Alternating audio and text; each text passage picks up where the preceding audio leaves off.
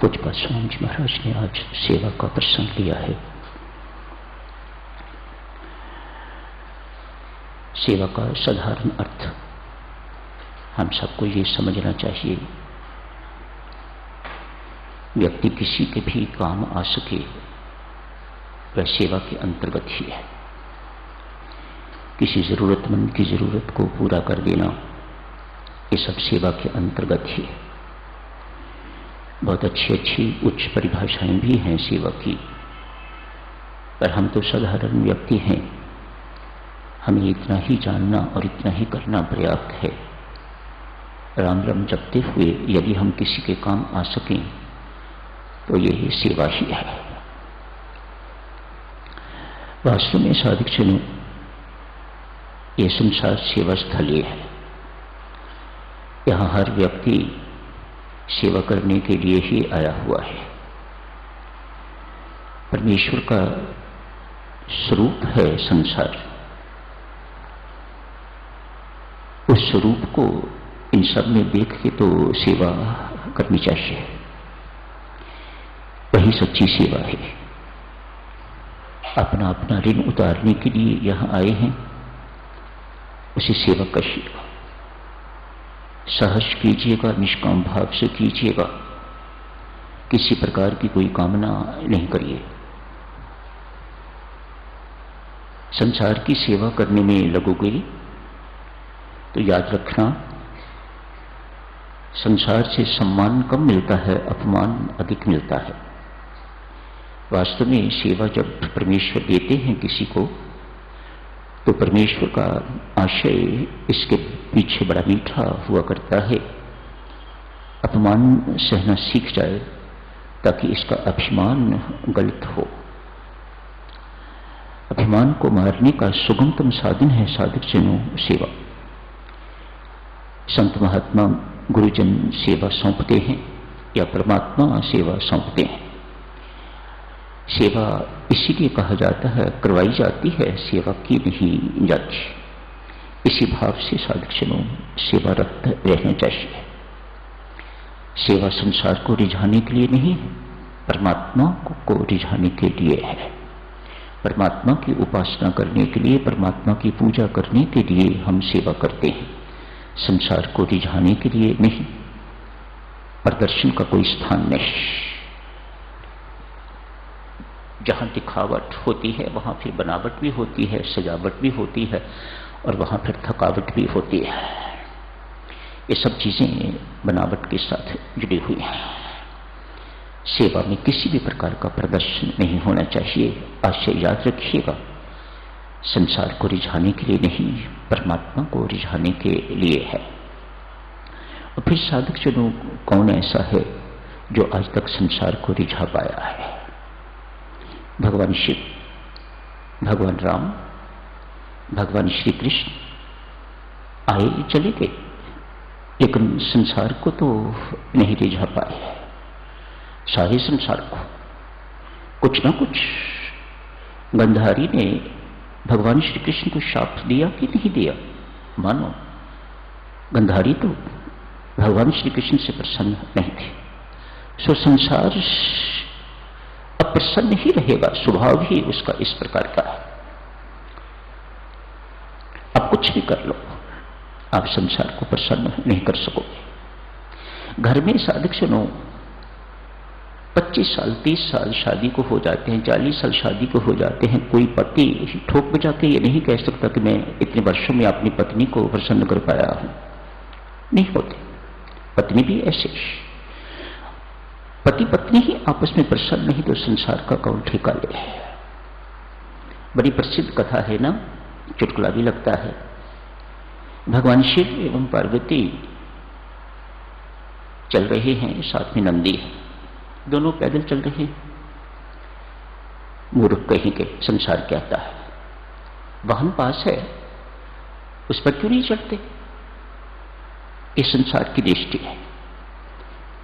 नंदी चल रहा है, साथ साथ भगवान शिव एवं पार्वती भी पैदल ही चल रहे हैं नंदी के साथ साथ। संसार कहता है मूर्ख कहीं के, वाहन साथ है इसके ऊपर क्यों नहीं बैठते? भगवान शिव ने उनकी बात सुन ली, बोले हैं या नहीं बोले परमात्मा जाने, पर भगवान शिव ने सुन ली, इसलिए नंदी पर स्वयं बैठ गए। कैसा असभ्य व्यक्ति है, कोमल अंगनी साथ में पैदल चल रही है, ये ऊपर बैठ गया। भगवान शिव ने फिर ये बात सुनी तो नीचे उतर गए, पार्वती तू बैठ। स्त्री का गुलाम लगता है, जोरू का गुलाम लगता है, पत्नी को ऊपर बिठा दिया है, स्वयं पैदल चल रहा है। भगवान शिव ने फिर ये बात सुन ली, दोनों बैठ गए हैं। कैसे क्रूर व्यक्ति हैं, एक वाहन उसके ऊपर दो हट्टे कट्टे सवारी कर रहे हैं। ये भगवान शिव की ही बात नहीं साधक जनों, ये हम सबके साथ भी सत्य है। सेवा का पथ यदि अपनाया है, आप सेवा किए बिना रह नहीं सकते। क्यों? हमारी साधना का अंग है सेवा। हमारी साधना सिमरन से शुरू होती है। जब साधना शुरू होती है और उसके साथ ही साथ सेवा भी है, अतएव सेवा छोड़ी नहीं जा सकती, नहीं तो हमारी साधना अधूरी रहेगी। आप घर सेवा कीजिए, पड़ोस की सेवा कीजिए, संसार की सेवा कीजिए, पर सेवा साधना में जरूर कीजिएगा, ये आवश्यक अंग है। सेवा के बिना हमारी साधना स्वामी जी महाराज द्वारा जो दर्शाई हुई साधना है वह अधूरी रहेगी। सिमरन भी कीजिए, सेवा भी कीजिए। सेवा करते करते साधकों एक और अंग इसके साथ जुड़ा हुआ है, उसे कभी नहीं भूलना, और वह अंग है संयम। यदि आप संयम का ध्यान नहीं रखते, यदि आप मर्यादा का ध्यान नहीं रखते, तो आप एक ना एक दिन फिसल के रहोगे। युवकों के लिए विशेषता, जो अभी नए नए साधना में जुड़े हैं, जो अभी नए नए सेवा में जुड़े हैं, उनसे विशेष निवेदन है, यदि उनका जीवन मर्यादित नहीं होगा, यदि उनका जीवन संयमित जीवन नहीं होगा, उन्हें यदि ये बोध नहीं होगा मेरी सीमा कहां तक है, तो वह एक ना एक दिन धोखा खाएगा, सेवा उसके हाथ से निकल जाएगी, वह सेवा करने योग्य नहीं रह जाएगा, पतन को प्राप्त हो जाएगा, गिर जाएगा। इन तीन शब्दों के साथ साथ साधक जनों, चौथा शब्द भी अक्षर स से ही शुरू होता है। इस सब के लिए बल मिलता है सत्संग से। जलते हुए दीपक के साथ रहिए, हमारा दीपक तो बुझता रहता है, कैसे जलेगा? उसी से जलेगा जिसका दीपक सदा जलता रहता है। उस सदा जलते हुए दीपक के साथ रहने को ही सत्संगति कहा जाता है। चार शब्द आपकी सेवा में, इससे साधना हमारी संपूर्ण हो जाती है। सिमरन, सेवा, संयम एवं सत्संगति। आप सत्संगति को पहले भी रख सकते हो, नंबर 1 रख सकते हो। क्यों? सत्संग से ही ये शब्द मिलेंगे, सत्संग से ही इन शब्दों पर चलने की प्रेरणा मिलेगी।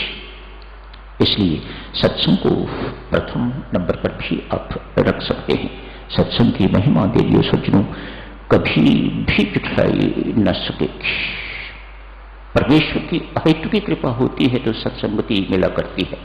तुलसीदास जी रामचरितमानस में कहते हैं, परमेश्वर की कृपा के बिना सत्संगति नहीं मिला करती। सच्चे संत की संगत परमेश्वर की कृपा का ही प्रतिफल है और कुछ नहीं है।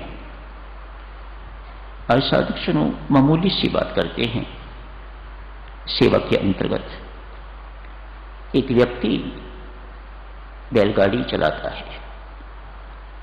ये सामान ढोने वाली गाड़ी नहीं है, कभी कभी सामान भी ढोता है, लेकिन यात्री ढोने वाली बैलगाड़ी है। अनेक वर्ष बीत गए हैं यही काम करते हुए। सवारी यहां से उठाता है, वहां ले जाता है, उधर से लाता है, इधर लाता है, इत्यादि इत्यादि। एक गांव से दूसरे गांव, एक नगर से दूसरे नगर, इत्यादि इत्यादि, यही उसका काम है। जीवन आज महसूस हुआ जिस तरह से बैल का जीवन है वैसा ही मेरा जीवन है। इस बैल की तरह ही मैं भी अपने जीवन को हाँक रहा हूं, कुछ नहीं पाया। आज मन में भारी असंतोष है, न जिंदगी में कोई पूजा की है, न पाठ किया है, न सिमरन की है, न सेवा की, बस अपने पेट के लिए बैलगाड़ी खींची है, अपनों के पेट पालन के लिए, अपने पेट पालन के लिए जो आम पशु भी करता है, कोई मानवीय कर्म मैंने आज तक नहीं किया। आज अंदर हिला है। सुबह आदमी फैक्ट्री में जाता है, रात को लौटता है, थका मांदा आता है, कौन सी बड़ी बात कर ली, कौन सी इसमें को बहुत सारी कमाई कर ली। पशु भी तो ऐसा ही करता है, सुबह जंगल चला जाता है, शाम को लौट आता है, आपने कौन सी बड़ी बात कर दी। जिस जीवन में भजन पाठ नहीं है साधक जनों, परमात्मा की उपासना नहीं है, परमात्मा के प्रति जो कर्तव्य है, पूजा पाठ इत्यादि नहीं है, वह जीवन सफल जीवन तो नहीं हो सकता। एक ना एक दिन उसे ये जीवन ही सिखाएगा, क्या तुम इंसान कहलाने योग्य हो, पूछेगा, क्या तुम इंसान कहलाने योग्य हो, क्या तुम मानव हो, क्या तेरे अंदर वह मानव कृत्य है जिससे तुम मानव कहला सकते हो। ये काम तो सब पशु भी करता है, वह पशु है। आज ये सब बातें इस बैलगाड़ी के वाहक को जब जोड़ रही है, जीवन वृथा चला गया, कुछ नहीं। मेरी गति, मेरा कार्य इन बैलों से बेहतर नहीं। जो ये बैल कर रहे हैं वैसे ही मैं कर रहा हूं। मैं भी इन बैलों की तरह ही व्यस्त जीवन बिता रहा हूं और फजूल के काम में। कोई काम ऐसा जिसे परमात्मा का काम कहा जाए, कोई काम ऐसा, कोई पूंजी ऐसी जो परमात्मा के घर में मेरे साथ जाएगी, ऐसी पूंजी मैंने आज तक कोई एकत्रित नहीं की। मानो बैल की भांति यही जीवन व्यतीत कर रहा हूं। एक संत की खोज है, कोई मिले तो मेरा बेड़ा पार करे। इस वक्त जिंदगी के कितने दिन बाकी रह गए होंगे। आज गहरी सोच में ये बैलगाड़ी चलाने वाला डूबा हुआ है। कहा महाराज, बहुत समय बीत गया, लगता है मौत मेरे सिर पर मंडरा रही है, मेरे पास बहुत समय नहीं है, मैं अपना व्यवसाय बदलना चाहता हूं। इस व्यवसाय में मुझे राम भजन की फुर्सत नहीं मिली और जिंदगी इसी काम में चली गई, अब खत्म होने को है। I am at the fag end of my life. संत ने देखा, सीधा साधा है, पात्र है, अतएव उसे शिक्षा देते हैं संत महात्मा। मार्गदर्शन मांगा है, आशीर्वाद मांगे हैं। मांगने का भी ढंग है ना साधुजनों। आपके मांगने के ढंग से देने वाला देखता है कि ये वाक्य ही मांगने वाला है या उपहास करने वाला है, इसके अंदर मांगने की पात्रता है कि नहीं। हर किसी को मांगना नहीं आता, फिर हर किसी को पाना भी तो नहीं आता। बात तो ये, जहां से पाया जा सकता है, जहां से कुछ मिल सकता है, वहां से हर एक को पाना भी नहीं आता। प्रसाद लेता है व्यक्ति, ऐसे करके भी लेता है और ऐसे कर भी लेता है। आप लाख समझाओ, जिनको लेना नहीं आना उनको नहीं ही आना, आप कुछ नहीं कर सकते, इधर उधर बिखर जाएगा। कृपा तो परमात्मा की ऐसे ही बरसती है, लेकिन हमें ग्रहण करनी ही नहीं आती, तो इधर बिखरेगी उधर बिखरेगी, कृपा व्यर्थ चली जाएगी। पात्र है, संत ने सोचा देना चाहिए, कुछ इसे समझाना चाहिए। कहा वत्स, व्यवसाय बदलने की जरूरत नहीं है, जो तेरा व्यवसाय है बिल्कुल ठीक है, थोड़ा भाव बदलने की जरूरत है, तेरा यही कर्म परमात्मा की पूजा बन जाएगा। अभी तो ये मजदूरी है, अभी तो ये कर्म है, लेकिन यदि इसके साथ भाव जुड़ जाएगा तो ये कर्म कर्म योग हो जाएगा। ये कर्म पूजा हो जाएगा।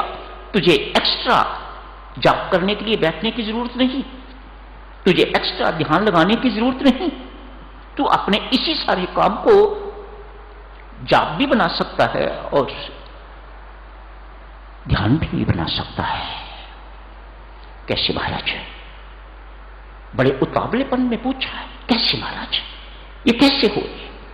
यही काम मेरी पूजा परमात्मा की पूजा बन जाए, कैसे होगा? कहा, एक जगह से दूसरी जगह जाते हो, रास्ते में तुम्हें ऐसा कोई व्यक्ति भी मिलता होगा जो पैदल चल रहा है, सिर पर बोझा उठाए हुए है। स्पष्ट है वह व्यक्ति अफोर्ड नहीं कर सकता, जो किराया है वह दे नहीं सकता, इसलिए वह पैदल चल रहा है।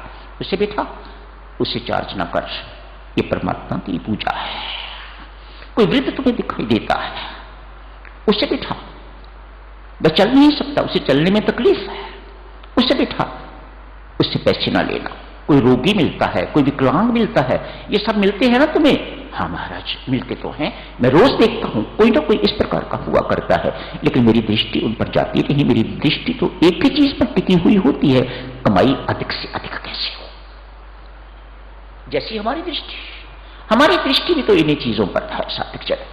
जैसे आज इस बैलगाड़ी चलाने वाले की दृष्टि है, संत ने दृष्टि बदल दी, संत ने उसके भाव बदल दिए, उसकी दृष्टि बदल दी।